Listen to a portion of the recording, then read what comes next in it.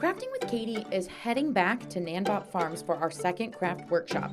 This time, I'm attending a wood and leather burning class. When I registered, I was able to choose from a couple of options for what I was going to burn. I decided on a hat, but you could have worked on a leather purse, journal, or wood cutting board. When I arrived at the tent, I was able to choose what color hat I wanted to work on. Some of the hats already had designs sketched on. I decided on the cream color hat, and I wanted to use my own design. At the end of the table, there was a whole stack of stencils. I picked out these stars and grabbed a pencil and Sharpie.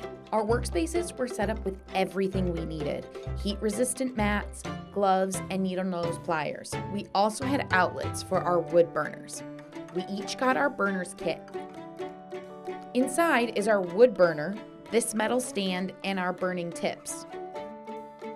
Ben from Ben's Artistic Edge Mobile Art Studio walked us through what each tip was and what we should use with our designs. We were all warned about using these wood burners.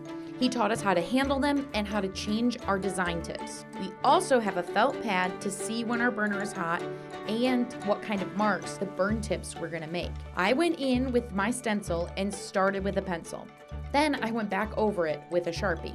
Ben told us that if we used the wood burner over the pencil, it would do more of an indent with a lighter mark, but the Sharpie would make dark black marks. I worked my way around the hat. I started off a little shaky but got better as I went along. I added more stars of different sizes. I decided to start at the back of the hat so any mistakes were harder to see. My hat didn't look complete with just the stars, so I went back through and added little dots. Don't let your pen rest on anything too long or you'll burn a hole right through the hat. A little mistake on the back of my hat grew into a lopsided star that was turned into a crescent moon. After we were done burning, Ben brought out the hat bar. You were able to add feathers, fabric, chains, and cards to accessorize your hat. I decided to leave mine plain, but did curl up the edges of my brim to give it more of a cowboy look. I really enjoyed this workshop.